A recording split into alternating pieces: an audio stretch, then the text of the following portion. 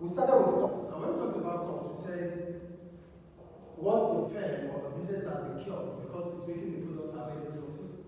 Now, how can you reduce your cost of production, especially the average cost of production? For you to reduce your average cost of production, you need to start thinking about expansion. So, expansion that has led a business to reduce its average cost of production is called economies of scale.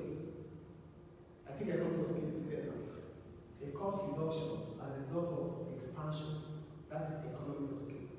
So you have become bigger, that you start reducing your cost of production, especially the variable cost. Because part of the variable cost, you get your fixed cost, you get your total cost. Because your total cost is fixed cost plus variable cost. So how can you, as a firm, reduce your variable cost?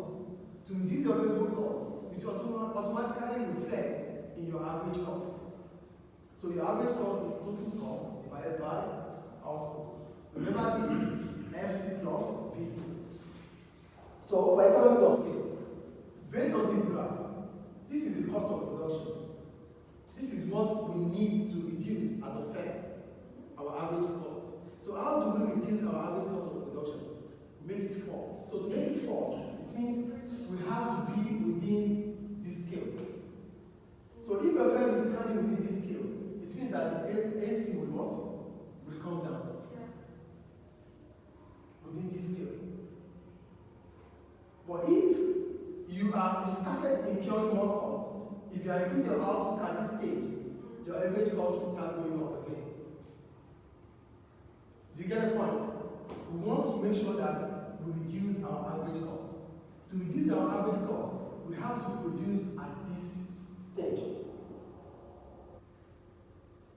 Anything further than here is diseconomies of scale. So what is diseconomies of scale? An increase in the average cost as a result of expansion. Do you get what diseconomies of scale is now? An increase in the average cost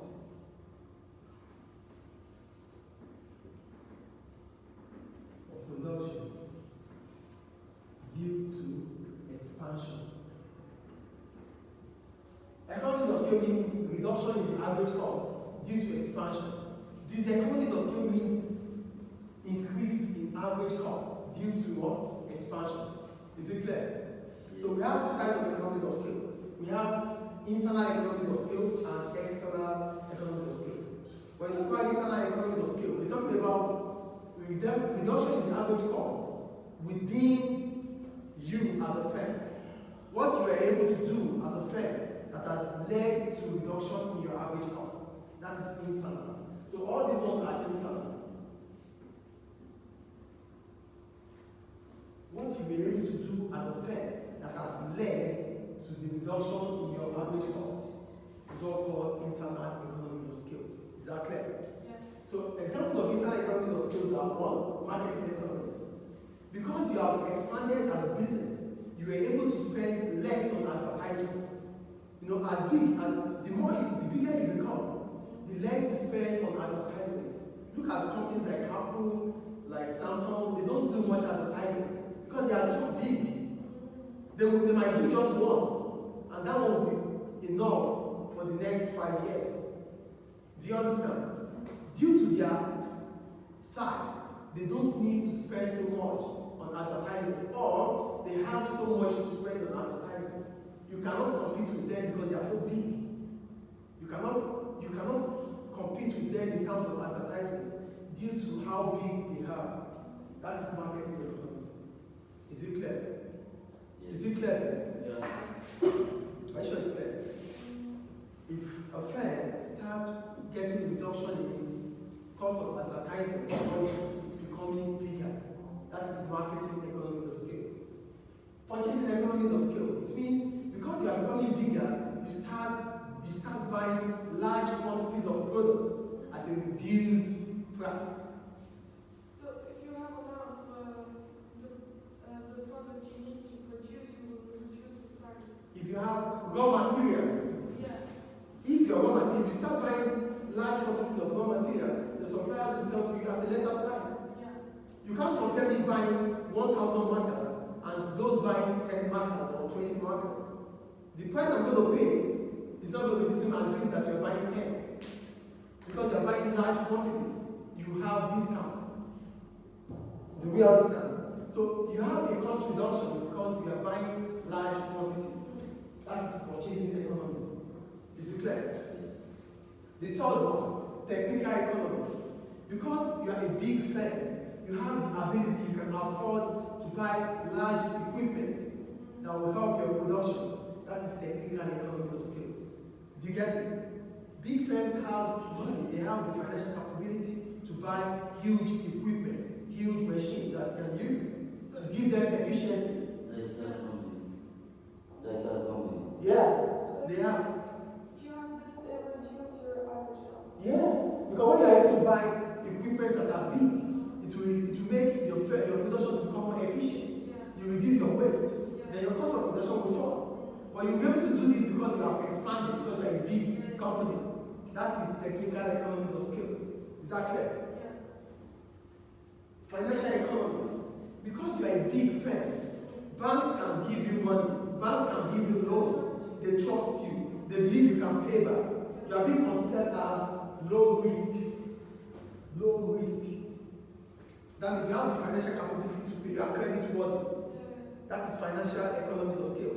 If you are a small business firms or financial institutions like banks will see you as high risk. So they don't want to give you money because you might not be able to pay back. Yeah. So the opportunity you have to source for finance because you are big is what? Financial economies of scale. Is it clear? Yeah. Then we have risk bearing. When you talk about risk bearing, it means you are able to diversify. Because you are a big firm, you can produce different quantities of products, you can produce different kinds of products. Yeah.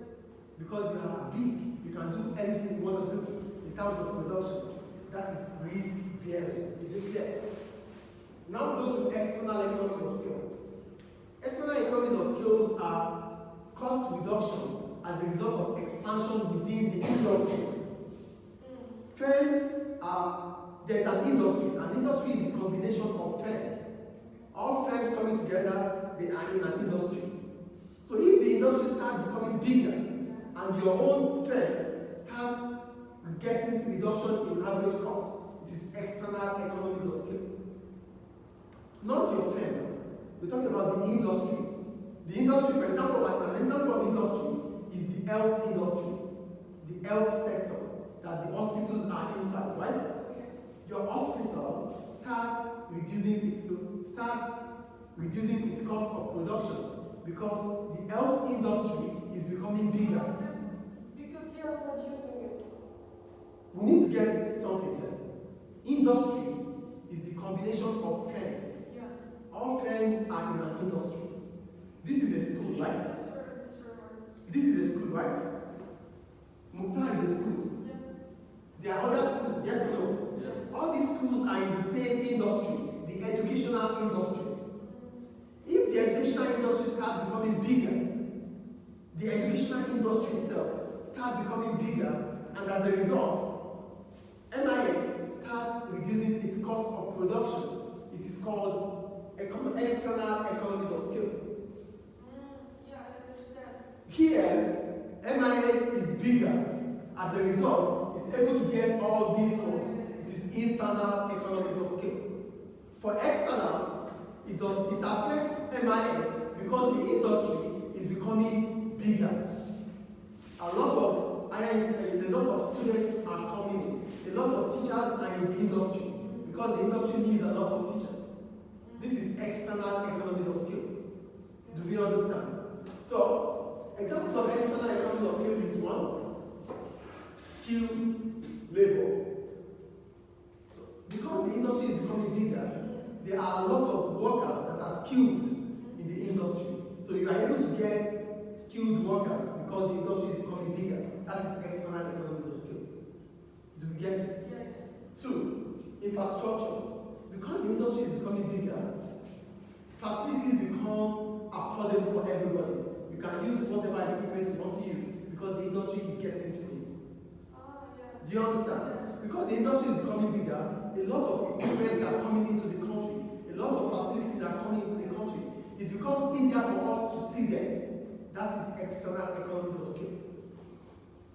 third one, access to supplies. Now you have accessibility to those things that you would need for your business. Unlike before that, let's say we have just one international school. If we have one international school in this country, it might be difficult for this school to have all the supplies it needs. Because businesses will not see it as profitable for them to come and supply you just you alone. We might not have bookshops available. Because they will not come just for you. They will not come just because of you. But because we have a lot of schools now, a lot of businesses that are dealing with education might set up in this country. That is external economies of scale. Is it clear? Any question about economies of scale now? Clear.